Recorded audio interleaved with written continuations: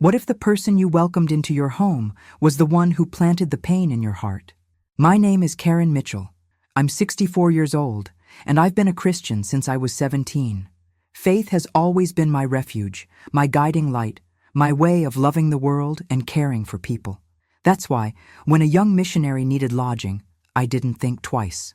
I lovingly prepared the guest room, cooked for her, listened to her field stories, and called her daughter. Little did I know that this woman would become the center of the greatest emotional earthquake of my life. Betrayal came as an assault on my soul, and it wasn't just from a husband. It was a betrayal of trust, of friendship, of sisterhood in faith, a kind of pain many Christian women know, but almost never have the courage to share.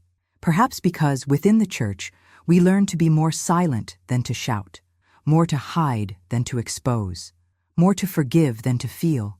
Can you relate to this experience? Have you ever been hurt by the very person who claimed to be doing everything in the name of God? Have you ever had to stifle a scream for fear of judgment from the very community you were supposed to welcome? If so, what follows is worth every second of your attention. For a long time, I carried shame in place of my voice. I was advised to give it to God, as if that would erase the devastation consuming me inside. And oddly enough, it wasn't the betrayal that hurt me most. It was the silence of the people, the coldness, the hypocrisy, the fear of facing the stark reality within the walls of faith. Brace yourself. What comes next will shock you, but it may also open your eyes, your heart, and perhaps the doors to new hope. Because this story is far from just about pain, and now it all begins to reveal itself. I married a man at 24 who seemed tailor-made for what I dreamed of since childhood. He was polite, kind, knowledgeable about the word, and spoke with a passion about the gospel that made me believe that there, by his side, I would find purpose and peace. We met at a church retreat, and from the first glance, it seemed as if God had ordained our meeting with his own hands. Our courtship was brief, full of prayers and promises, as is common among Christian couples who believe that everything must happen in its own time, without leaving room for error. When we got married, we made our home a small altar. We prayed together in the morning, read devotions before bed, sang hymns in the car, and served side by side in church activities. I was involved in the women's ministry, and he stood out among the leaders.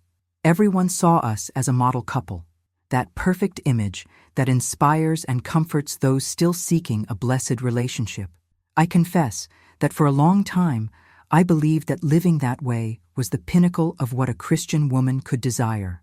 And perhaps because of that, I never understood what was hidden behind the scenes.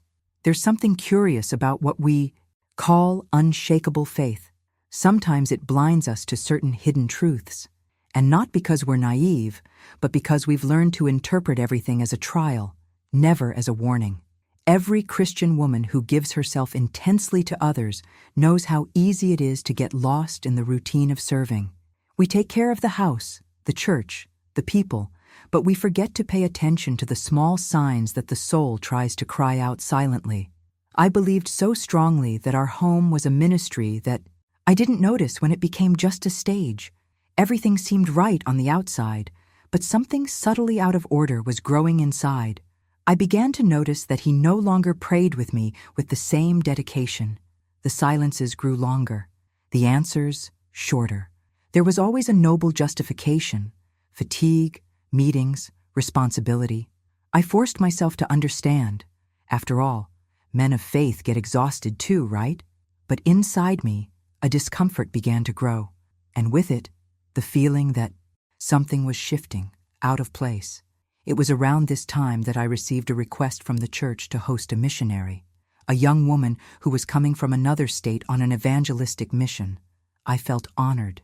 It was as if God was giving me another chance to serve, to contribute, to be part of something bigger. I lovingly tidied her room, left flowers on her dresser, and prepared a special dinner for her arrival. Her gaze was sweet, shy, and for some reason, I remembered myself as a young woman. What if I told you this goes far beyond what we imagine? Let's go. My husband was the kind of man who dazzled the congregation. A natural leader, eloquent, always with a Bible tucked under his arm and a ready word on the tip of his tongue. He knew how to touch people's emotions like few others, and this made him admired by everyone, men and women alike. Older women praised him for his spiritual zeal. Young people saw him as a mentor, and pastors trusted him as their right-hand man. The church saw him as an example, and I saw him as my husband, the man with whom I shared nights, fears, dreams, and promises. I felt safe with him, and perhaps that was the first step in my emotional blindness. Because sometimes, when we feel too safe, we stop paying attention. It's strange to say this now, but there was a silent distance between the man in the pulpit and the man in the kitchen. In public, he was strong, spiritual, charming. At home, he was absent in small ways. And as much as I tried to fill those gaps with understanding and prayer, there was a part of me that began to wonder if this distance was just weariness or a sign of something deeper. Over time, I noticed he was increasingly involved in church projects, but less and less present in the intimacy of our home. He'd start the day in meetings, return late from visits, and in the few moments he was home, he seemed far away, distracted, distant, his mind always occupied with something I couldn't reach. It was like living with a familiar stranger, someone you love, but who no longer sees you. Even so, I held firm to the mindset that this was part of the ministry journey. How many leaders' wives go through this, right? The price of being with a man of faith seemed to include the silent renunciation of certain emotional needs, and I accepted this with a heart full of good intentions, still believing that true love endures all. That ministry came first, and that, in the end, God would reward this silent surrender with something greater. It was precisely in this context that the missionary entered our lives. Young, full of energy, with that sparkle in her eyes of someone just starting out in the field and not yet marked by the pains of reality. She reminded me of myself at the beginning of my marriage, servant, willing, kind, and very, very close to him. I didn't see it right away, and to be honest, I didn't even want to. I watched them talk for hours about evangelism, social action planning, discipleship strategies, things he hadn't discussed with me for a long time. But inside, something began to stir. A subtle, almost imperceptible unease that grew day by day. It wasn't jealousy, at least not in the shallow sense of the word.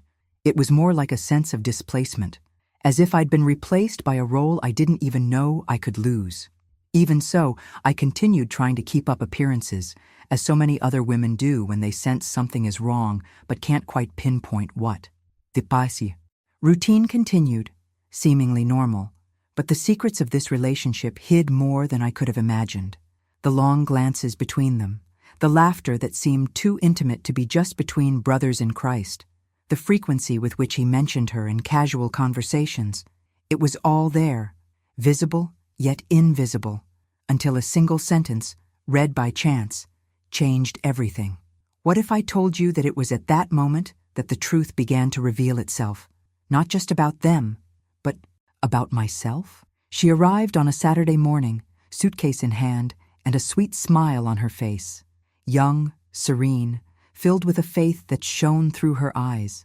The church had contacted her weeks earlier, explaining that she would be coming from another state, alone, on an evangelistic support mission in our region. She needed a temporary home, a place where she could rest, organize herself, and find spiritual support. And of course, I said yes. How could I refuse?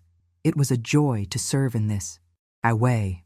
I saw a greater purpose in it, as if God were giving me another opportunity to fulfill my calling, this time as someone who welcomes and strengthens another woman in her journey of faith. I tidied the room with great care. I placed fresh flowers on the dresser, left a Bible open to Psalms, and arranged a basket of cookies and tea beside the bed. It was important that she felt welcomed, safe, and loved.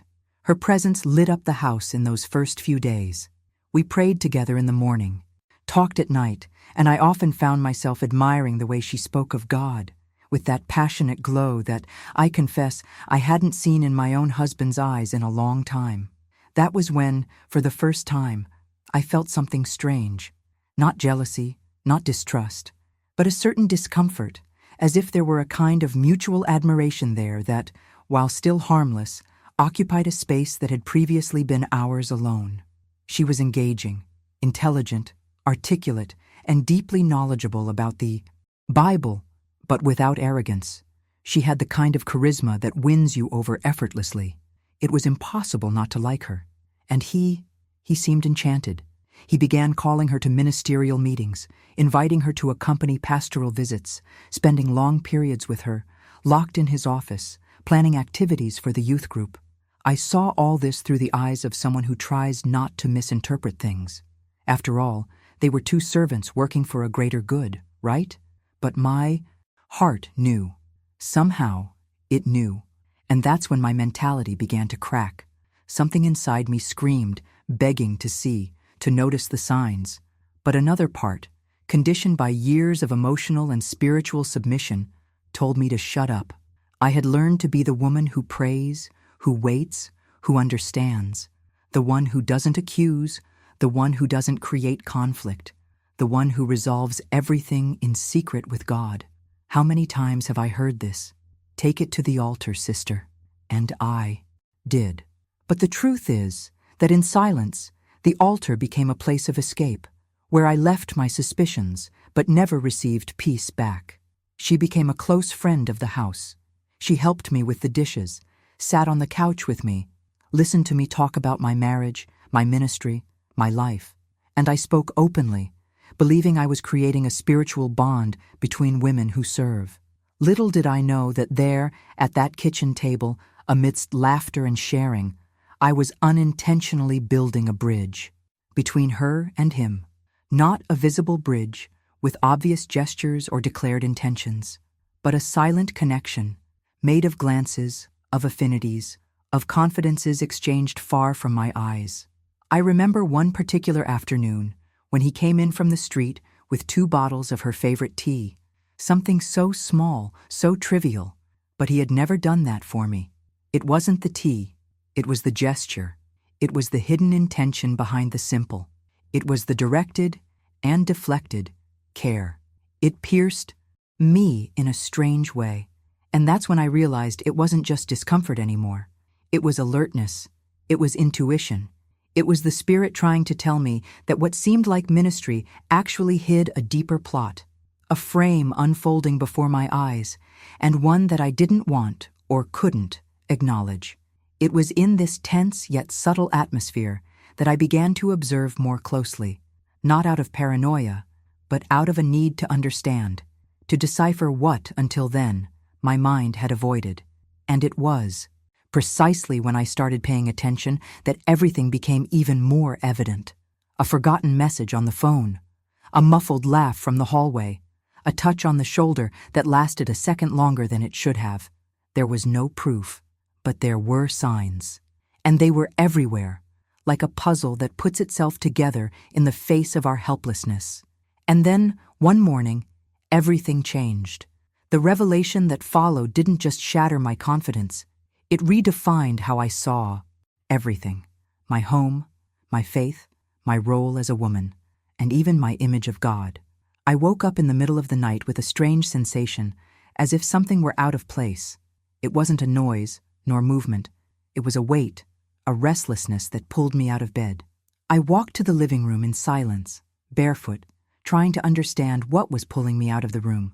It was there that I saw his cell phone on the sofa, a simple device, forgotten among the cushions, like so many other days. But that morning, something inside me said, "Look," and I looked. I can't quite describe what I felt when I read that message. It was short, direct, without emojis, without flourishes, but each word carried the weight of 1,000 hidden truths. "I dreamed about you again." That was all, but it was enough.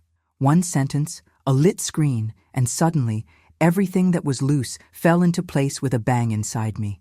It felt like free fall, but from the inside, as if my stomach were descending before my body, as if my soul were trying to run, but my legs wouldn't obey. In that moment, I needed nothing more. No confrontation, no explanation. The truth had already spoken, And there's nothing crueler than discovering, alone, something that changes your entire life. I walked back to the room slowly, trying to breathe as if I were still the same woman I'd been minutes before. But I wasn't anymore. A part of me had been ripped away without anesthesia, and what remained was a silence filled with screams. That's why I decided to share this story here, because I know many women experience these ruptures without a voice, without space, without support. And if you're listening to this now and in some way feel that this story is also yours, even if with different names, different details, I want to tell you something important. Your participation here is what makes this channel grow and reach more people with this kind of content. It's because of women like you, who listen with an open heart, that I continue to tell these truths that are so often hidden behind the scenes of faith. So if this touched you in any way, subscribe here, not just for me, but for us, for all the stories that still need to be told. Because believe me, this is just the beginning. After that dawn when everything tore itself apart inside me, I began to look back in time with different eyes. Not the eyes of the woman who wanted to believe, but the eyes of the woman who already knew. And then, every detail, every seemingly innocent gesture began to reveal itself as part of something bigger. I remembered the overly long conversations between them, the ones that began with a church topic and ended in muffled laughter, secrets shared in hushed tones, as if there were an intimacy there shielded from the rest of the world, including myself. The looks came back to me with an almost cruel clarity. You know that kind of look that isn't inappropriate, but isn't neutral either. Those extra seconds, that different glow, that complicity that didn't need words. And I saw it. I was there, on the couch, at the table, at the services. I saw it all, but I kept quiet. And what hurts me most when I remember this wasn't what they did. It was what I did to myself, trying not to see. How many times have I thought, "You're exaggerating, Karen. He's a man of God. She's just a sister in Christ." We learn to doubt our own perceptions when we live in a culture where spiritualizing everything becomes a convenient way to avoid the pain of truth. I betrayed myself first, when I chose not to listen to my intuition, when I silenced my discomfort in the name of blind trust. There was one day, for example, when I arrived home early from an appointment and found them laughing on the porch, sitting side by side. At first, nothing major, but when he saw me, the laughter stopped. She lowered her eyes. He changed the subject so quickly it seemed he had something to hide, and instead of questioning him, I feigned normalcy. I smiled back, as if I hadn't noticed the broken atmosphere. It was then that I understood how we become complicit in our own erasure. This revelation didn't come as a single burst. It accumulated in small bursts. The memory of the lingering touch on her arm during prayer. The forgotten note on the table with a phrase of gratitude that wasn't meant for me. The frequency with which he defended her, even when no one was attacking her. Little by little, the solid foundation of my marriage began to crack from within, and I could no longer sustain that structure without losing myself in the process. And you might think, why didn't she speak up? Why didn't she confront him right away? Because there's a kind of silence that isn't born of fear, but of loyalty. And I was too loyal to the story I'd built, loyal to the image, the promise, to what I believed was sacred. Because when marriage is also a ministry, any threat to it feels like a threat to faith itself. That's the trap. We don't want to see what destroys the altar, so we close our eyes, hold on tight, and keep praying, hoping it will all pass. But there comes a point when the soul can no longer hide from itself. And when that time comes, there's no turning back. The truth begins to scream so loudly that it becomes impossible to ignore. Get ready, because now we're going to explore the deeper layers of this. It was a Friday morning, the kind of night when the silence in the house seems denser, more filled with things we pretend not to hear. I was already in bed, ready to sleep, when I realized I'd forgotten my phone in the living room. I went downstairs barefoot, trying not to make any noise, but at that moment, noise was the least of my concerns. On the small table next to the sofa, next to his Bible, ironically open to Psalm 91, was his phone, vibrating with a notification lit up. I don't know why I looked. Maybe the Holy Spirit guided me. Maybe it was the exhaustion of pretending for so long. Maybe it was just time. On the screen, a simple message, but with the weight of an earthquake. 4 words, almost a whisper written, "I dreamed about you again." And there, it was as if someone had ripped the ground out from under me. I stood paralyzed, cell phone in hand, as if I were holding a stick of dynamite. It was her, the missionary I had welcomed as a daughter, the same one who sat at my table, prayed with me, thanked me for the food I had lovingly prepared, the same one I covered with a blanket that cold night because I thought she might be uncomfortable on the couch. Her. My head was spinning, my chest tightening as if gasping for air, and for a moment I thought I might faint. But I didn't. I stood there, staring at that small rectangle of light with a sentence that tore apart years of trust, alliance, promises. It was like watching a parallel story of my life, one I wasn't a part of, but one that was happening right inside my house. That sentence alone said it all. It needed no context, no explanation. It spoke of emotional intimacy, of repetition, of the frequency of something that had been nurtured long enough to become a dream. And the cruelest thing, the naturalness with which she said it, as if there was already a safe place between them, where this kind of message was welcome, expected. I returned to the room in a trance.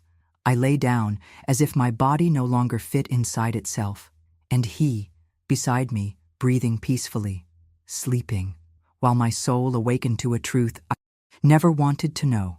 The image of him there, innocent, with a serene face, made me burn inside, not with anger, but with silent grief. It was like looking at someone who's already gone, but still breathing. That morning, I didn't cry. I didn't scream. I didn't wake him. I didn't make a fuss. I just stood there, motionless, letting the truth fall upon me like a cold, inescapable rain. I felt as if everything I believed in had been invaded. Not just my marriage, but my home, my faith, my worldview. It was a breakdown far deeper than marital betrayal. It was the collapse of an entire structure built on trust and spirituality. And at that point in the journey, something inside me began to shift. An invisible lens was placed over my eyes, and I began to see everything with a different kind of clarity. Not the clarity of pain, but that of awareness. And once awareness awakens, there's no going back to sleep. The hidden truth had been revealed. And from that moment on, every memory, every gesture from the past would take on new meaning. I couldn't sleep anymore. The image of that message hung like a thick fog over my thoughts, numbing time and sharpening every sensation. During the day, I feigned normalcy. I continued with my routines, the smiles, the automatic good morning, the filtered coffee, the good humor at church.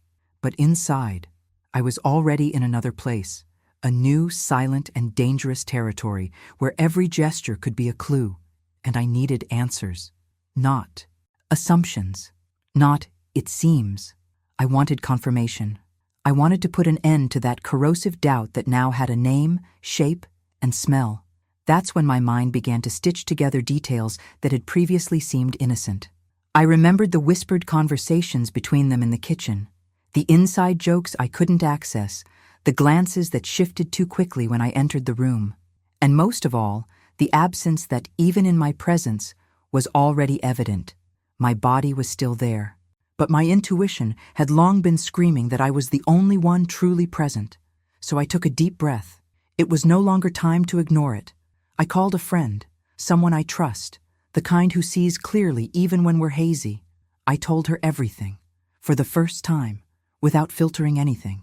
And she, silently, simply said, "Karen, you know what you saw. Now you just need to be sure." It was the push I needed, and I followed suit. I went through his computer history, where he'd left, everything logged, thinking no one was paying attention. The messages were there, some deleted, others archived, but the traces, those always remain. I saw meeting confirmations, times that coincided with the days he said he had meetings, conversations with affectionate nicknames, little codes that, to anyone else, might go unnoticed. But to me, they were real bombs exploding in front of me. They'd been together for weeks, maybe even months. While I prepared dinner for them, thinking I was serving with love, nourishing the ministry, strengthening the bonds of faith. I carefully set the table, placed flowers in the living room vase, heated the food so it wouldn't get cold, and behind the scenes, they wrote another narrative parallel to mine, one where I didn't exist, where my pain was just a side effect of their euphoria. It's hard to explain the impact of such a discovery. It's like watching a movie you swore was romantic and suddenly realizing it was a psychological thriller all along. Reality takes on other colors, sounds, and smells. Everything starts to smell like a lie. Memories become distorted, and we begin to revisit old moments through a new lens, that of consciousness. And this lens, once applied, changes everything. I felt betrayed, yes. But more than that, I felt invaded. Because it wasn't just the marriage he destroyed. It was the temple we built together, the trust he nurtured only to later poison, the sacred space of our home. There was something perverse in the way it all unfolded, as if the truth had been there all along, masked by spirituality, cloaked in prayer, adorned with God bless. At that moment, I realized my journey would no longer be about him or her. It would be about me, about the woman I was about to meet again amidst the rubble, about the strength that still lay dormant within me, and about the mindset I would have to cultivate to not only survive, but to transform that pain into momentum. That's when something inside me reorganized, a kind of brutal but necessary lucidity. I understood that knowing wasn't enough. I needed to decide. And there, amidst archived messages and cold dinners, something ignited, a spark of courage that didn't yet know the size of the fire it would cause. And it is at this point in the story that the behind the scenes gains another light. I prepared every word before speaking. I mentally replayed the scene dozens of times, like someone rehearsing a confession, hoping for, at the very least, a hug, a sign that I wasn't alone, that the pain I carried in my chest would be met with compassion. But when I finally summoned the courage to open my mouth and tell what had happened, what I received was a kind of silence that hurts more than a scream, a silence that doesn't comfort, it condemns. It didn't take long for the gazes to change.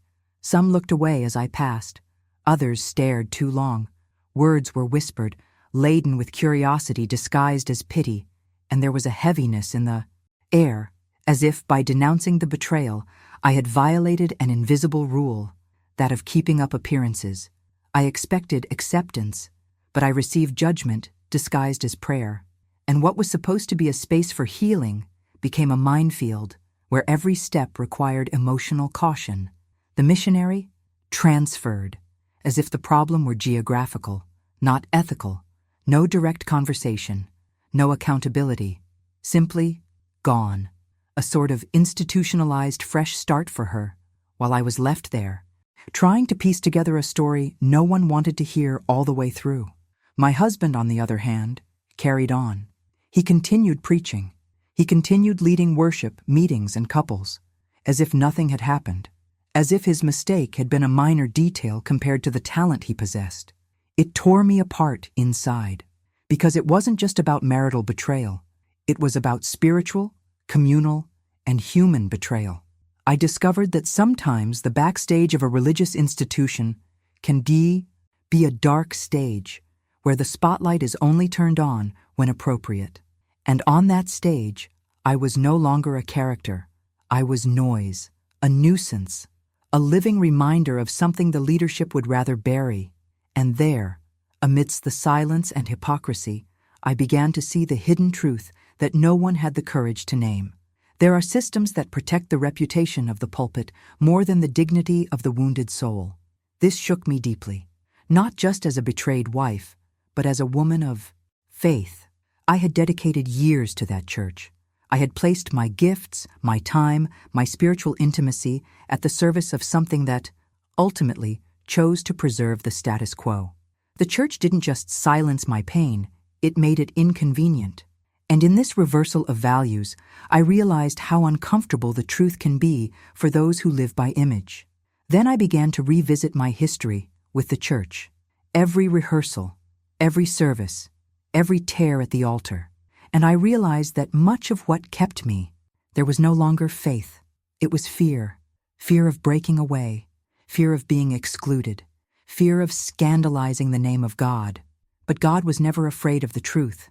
It's the system that profits from lies that's afraid of the truth. It was a painful process, but also revealing, because in that moment, my mindset began to shift. I began to ask myself, how many other women have gone through this and remained silent? How many are right now being blamed for a wound they didn't cause? And even more. So, why does the voice of the wounded woman bother more than the sin of the man who hurt her? These questions haunted me for weeks. They had no easy answers, but each one pushed me a little further out of that environment. I began to realize that my healing journey would require greater courage than facing the pain. It would require the courage to leave the place where I would never be fully seen again. And it was precisely at this crossing, at this point of rupture between what I believed and what I began to see, that something inside me transformed. At first, I tried to keep quiet, not out of cowardice, but out of exhaustion. After everything I'd experienced, after every blatant detail of that betrayal, I found myself at the center of a new storm, only now disguised as spirituality. It was at that point that I understood the difference between advice and control, between genuine care and veiled manipulation. Because suddenly, the pain I was trying to process became a topic of fraternal correction. And it wasn't uncommon to hear, "You're giving way to bitterness. This is all accumulated hurt. You need to release forgiveness to move forward." As if healing were a quick fix, not an internal journey marked by scars that can't be erased with a verse taken out of context. The cruelest thing was seeing how the logic of responsibility was inverted. I, betrayed, was the one who had to demonstrate poise, maturity, and emotional control.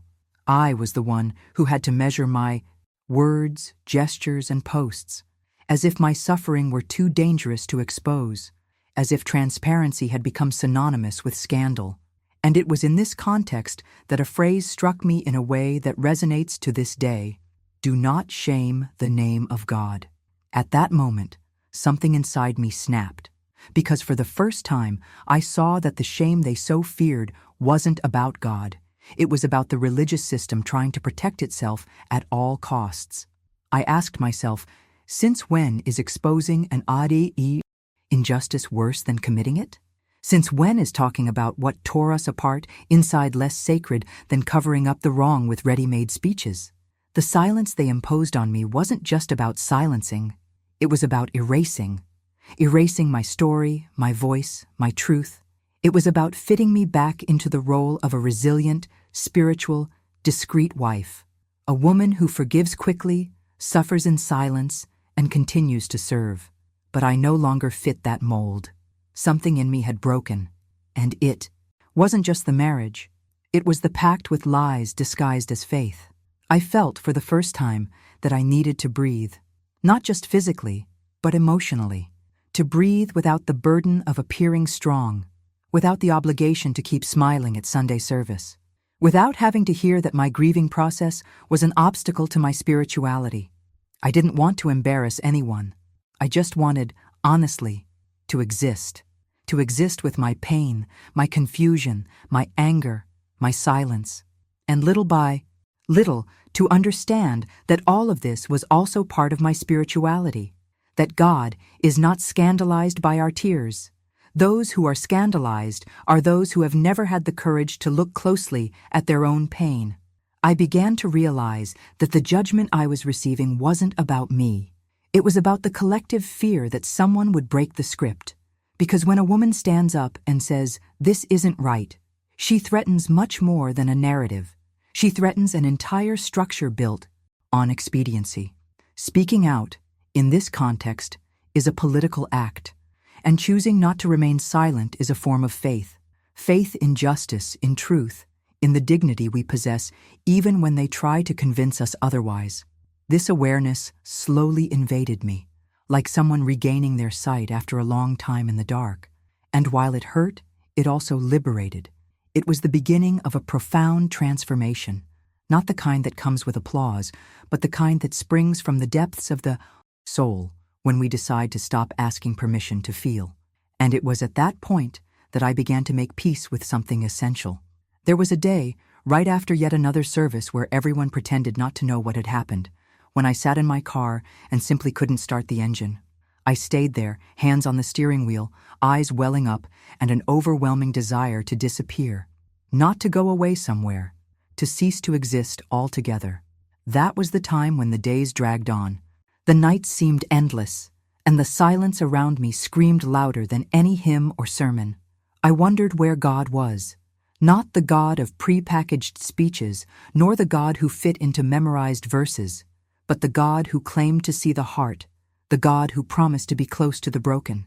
Because, to be honest, in that moment I felt discarded, like a defective cog in a system that demands perfection. The strangest thing is that, even surrounded by all that, the appearances, the judgment, the sordid backstories that no one talks about, I still searched for a sign. Something that would say, I see you. But what I received was the opposite. It was distance.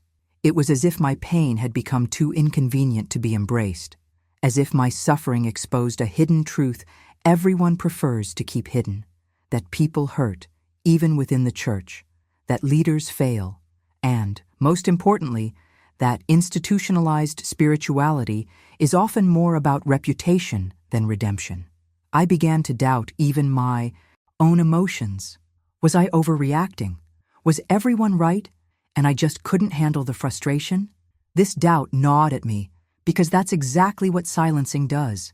It makes you question your own worth, your own story. It gradually convinces you that you might be making a mountain out of a molehill. And it was at this point that I began to consider the unthinkable. Not just leaving the church, but leaving life altogether. Not because I wanted attention, but because it seemed no one paid attention anymore. I walked the halls like a ghost.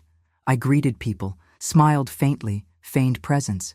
But inside, I was empty, and no one noticed. What kept me going during this time wasn't a fervent prayer or a powerful praise. It was the memory of who I was before all this.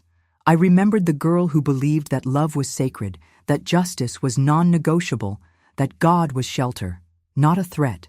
This memory pulled me back every time the darkness tried to swallow me. It reminded me that I wasn't born to carry the guilt of others, that the pain I felt was legitimate, that it wasn't weakness, it was a consequence, that I wasn't the problem, I was inside a problem, and that changes everything. But no one talks about this from the pulpit. No one explains what it's like to be broken and still have to keep going, what it's like to wake up and think, I can't do this today, but still get up, take care of your children, put on some clothes, and continue pretending everything is fine. This is the behind the scenes that no one sees, and that's why so many people get lost along the way, because they believe faith is the absence of pain, when in reality it's the courage to go through it. And going through it sometimes means crawling, without strength, without direction, but with the slightest spark of hope that, on the other side, there is something beyond this chaos. The darkest moment of my life wasn't the betrayal. It was this, the silence that followed, the loneliness amidst the crowd, the feeling of spiritual futility, the thought that perhaps even God wasn't on my side anymore. It was in this abyss that my faith was tested, not with verses, but with tears, not with motivational phrases, but with a weariness that seemed unquenchable. And there, in that emotional pit, I discovered a truth that changed my trajectory. It didn't come in the form of a mystical revelation, nor in words from others. It came as an inner whisper, an ancient memory, an almost imperceptible glimpse that my story didn't end there. And maybe that's why I'm here today, sharing all of this with you.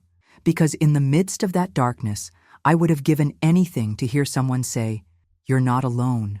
Not with cliches, but with naked truths, people of flesh, blood, and scars. And if this conversation, in some way, is resonating within you, if it touched you, if it made you think of something no one has ever named, then perhaps it's important to give a signal, a simple gesture, but one that carries a real impact. When you like this video, it's not just a button clicked. It's like a silent, I understand you, a way of showing that this kind of content matters, that there's room for real conversations, without masks, without spectacle. Your participation here is what makes this channel grow and reach more people with this kind of message. People who also need to know that pain isn't synonymous with failure, and that faith can coexist with difficult days. Your support helps keep this genuine exchange alive, this network of support that we build together, word by word, experience by experience. And it was at that point, amidst shattered memories and unanswered questions, that something began to shift inside me. It wasn't an instant miracle, nor a spectacular plot twist. It was something more subtle, almost invisible to the naked eye, but utterly transformative. There was no background music, no cinematic atmosphere. It was just me, the silence of the house, and a Bible already marked by old tears. I wasn't searching for anything specific that morning. I wasn't even praying with hope. It was more of an automatic gesture, like someone trying to cling to something out of sheer stubbornness. But on that page, the words leaped from the paper as if they had been written just for me. I, the Lord, hold your right hand and say to you, do not be afraid. It wasn't a new phrase to me. I'd heard that verse before in services, sermons, devotionals. But in that moment, there, with my chest still full of questions and my face still scarred from sleepless nights, those words didn't come as a pretty verse. They came as a helping hand, as if God, the God I thought had gone silent, had pulled up a chair, sat beside me and said in a soft, firm voice, I never left. And I cried. I cried like I hadn't been able to in a long time. Not that suppressed cry, swallowed silently, trying to maintain composure, but a cry of surrender, like a child finally finding shelter after getting lost in the dark. It was strange, because the pain was still there. The memories, the wounds, the exhaustion, none of it magically disappeared. But there was something different that morning, an almost imperceptible feeling that I was no longer alone in that maze, that despite everything, there was a hand reaching out to me amidst the chaos. From that moment on, something began to move inside, not like a wave sweeping everything away at once, but like the thawing of a river after a long winter. And I began to realize that perhaps God wasn't silent. It was I who was so wounded, so busy trying to understand the undercurrents of my pain, that I couldn't hear the voice whispering behind the noise. This revelation hit me hard. God wasn't the author of my suffering, but the presence that never abandoned me in it. The hand extended in the midst of my fall. The embrace I couldn't see, but that sustained me day after day, even when I had already given up on myself. This shift in perception didn't erase the traumas, but it brought a new lens. I came to understand that, often, reconstruction doesn't begin with big decisions, but with small shifts in mindset. A whispered prayer, a deep breath, a yes to life, even when everything seems to scream, it's not worth it. And there, in that common room, amidst tears and silence, it was as if my soul finally exhaled. I'm still here.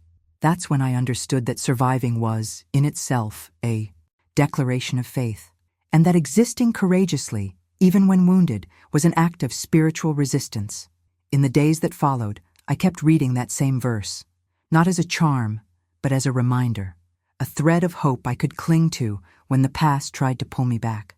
I began to walk, little by little, towards something new, still unsure of what would come, but determined to no longer hide. And perhaps that was the greatest transformation, realizing I no longer needed to fight to appear strong. I just needed to be true. And that, as simple as it may seem, was already a huge step. I looked at myself in the mirror again with less harshness. I started praying again without a script, without worrying about words, just speaking, complaining sometimes, giving thanks other times. It was a strange journey because it wasn't about getting back to who I was before, but about discovering who I was becoming now, with everything I'd experienced, as if each scar had something to say, something to teach. And if there was one truth that became clear throughout this whole process, it was this: God doesn't shy away from pain. He enters it with us. He isn't offended by our crying. He doesn't withdraw when we scream. He remains. Even when the world tells us to be quiet, he listens. And it was in this atmosphere of new beginnings, between fragility and faith, that new questions began to emerge, no longer about why, but about what for. No longer seeking justifications, but purposes. After all, what if all of this wasn't just a tragedy, but also an opportunity for rebuilding? What if what I experienced, however hard it was, could serve as a bridge for other women to find their own way back to themselves? It was strange at first, like stepping barefoot on unfamiliar ground. The decision to begin Christian therapy came after much resistance. Part of me still harbored the old idea that faith was enough, as if seeking help were synonymous with a lack of spirituality. But deep down I knew, some wounds don't heal with silence and prayer alone. They call for a name, care, and listening. And it was there, in the safe space of a therapy room, that I began to see myself differently. No longer as the woman who was abandoned, but as someone who still had a path to right. Without needing to erase the past, but also without being defined by it. Returning to writing was like finding a part of myself I hadn't even realized I was missing. Words that had previously seemed lost began to flow. At first, timid, broken, but real. I began with unpretentious notes, then came written prayers, reflections, memories, until I realized that each time I wrote, it was as if a part of my soul breathed again. As if, by putting into words what was suffocating me inside, I made room for new meaning. Not for fantasies, because what happened, happened, but for the way I carry them. And then came the support group. I confess I was reluctant. I thought it would be a space for lament, comparison, and stories that would only reignite pain. But what I found was completely different. They were women of all ages, backgrounds and contexts, with something in common. The courage to not pretend everything was fine. It was like discovering a kind of silent sisterhood. There, I realized I wasn't alone, not only in my pain, but also in my struggle to rebuild, and seeing other women, deeply scarred, yet willing to love again, dream again, live again. This had a huge impact on the way I see myself. The penny finally dropped when, in one of the meetings, I heard a phrase that echoed within me as if it had been spoken in my name. You are not what happened to you. That disarmed me, because until then, no matter how far I'd come, I still carried an invisible label attached to my identity, ex-wife, as if that were the only part of me people saw. But little by little, I began to understand that God doesn't call me by my social titles. He calls me by my essence. And before him, I'm not a broken woman trying to fix herself. I am a beloved daughter in the process of healing. This was the revelation that freed me from a subtle prison, that of defining myself by pain. This doesn't mean everything became easy. I still had emotional setbacks, days of doubt, existential crises. But now, there was ground to stand on. A new foundation being built with patience, truth, and faith. I began to rediscover myself in small things. The way I took care of my home, the way I started dressing up for myself again, the way I laughed guilt-free in conversations with friends. Every gesture, no matter how small, carried a decision, not to let myself be swallowed up by a narrative of failure. And curiously, it was during this process of reconstruction that I realized how identity is a living thing. It's not a fixed label, but a journey in constant renewal. The woman I was before the divorce no longer exists. And that's okay, because the woman emerging now may be less certain, but she's much more aware. She knows that being strong isn't the same as being tough, that being vulnerable isn't the same as being weak, and above all, that God isn't impressed by masks. He works with truth. This phase also showed me that when we begin to see ourselves through the eyes of grace, our attitude changes. Comparisons lose their power. The need for validation diminishes, and we begin to make peace with our history, even the darkest parts. It was in this spirit that I decided to open myself to new experiences. Things I previously thought weren't for me now became invitations to discovery. New books, new places, even new friendships. It was as if every small choice reminded me, You're still alive. You still have a role in this grand narrative of life.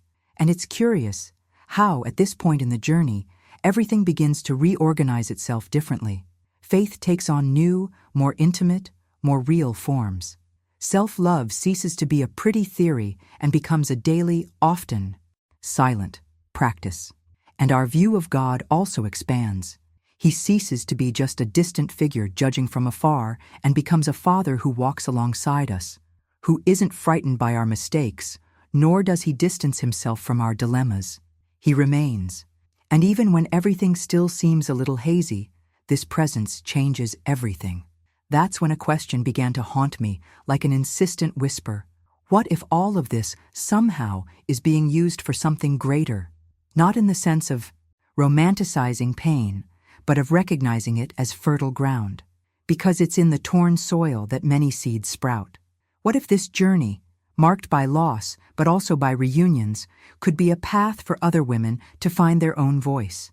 Forgiveness, for me, was never about excusing what happened.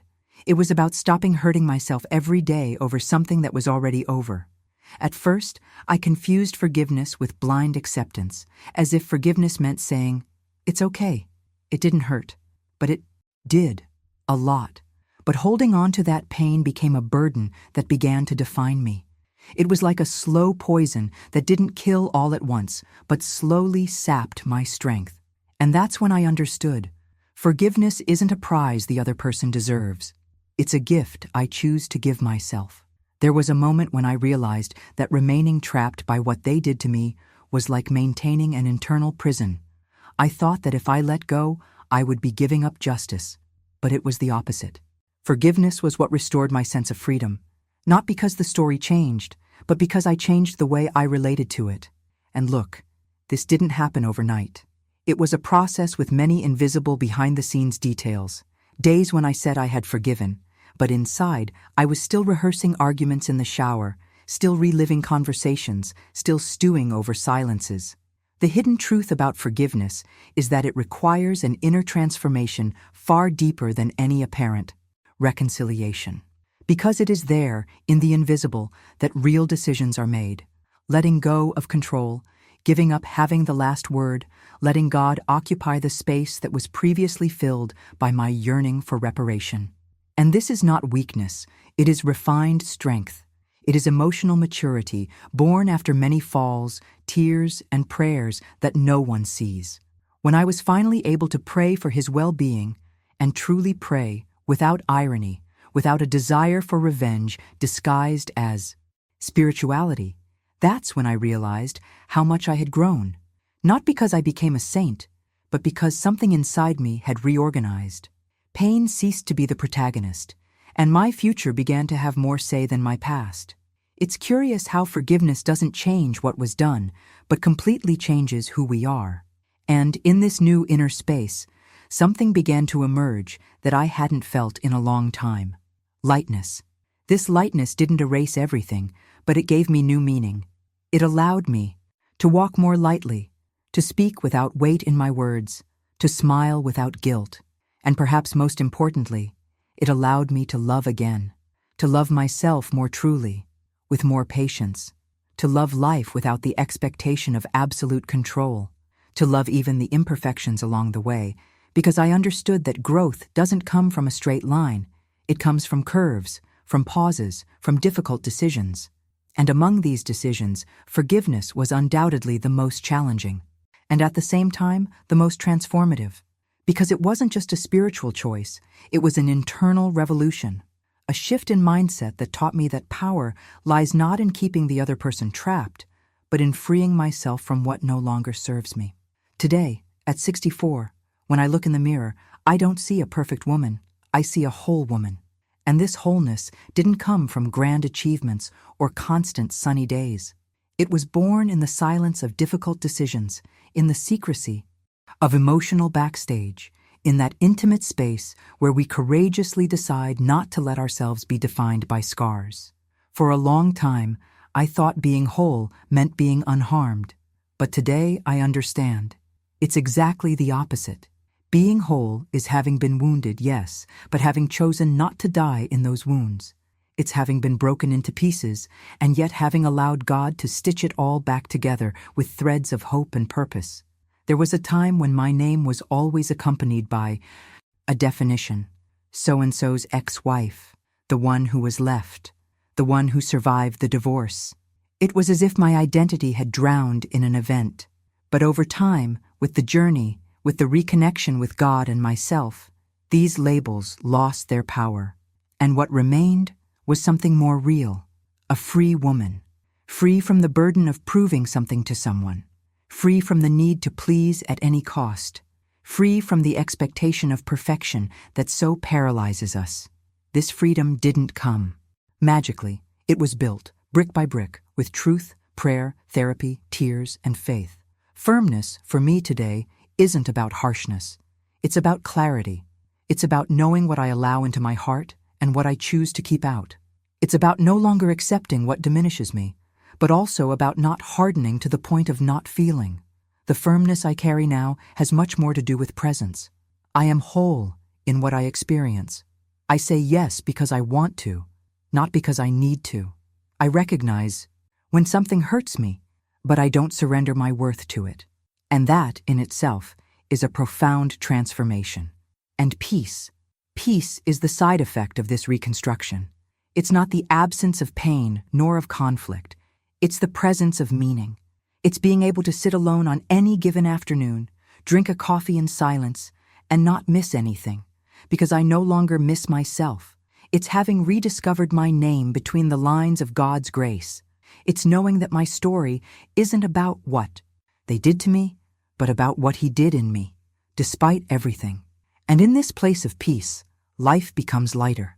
External pressures diminish. Comparisons lose their effect.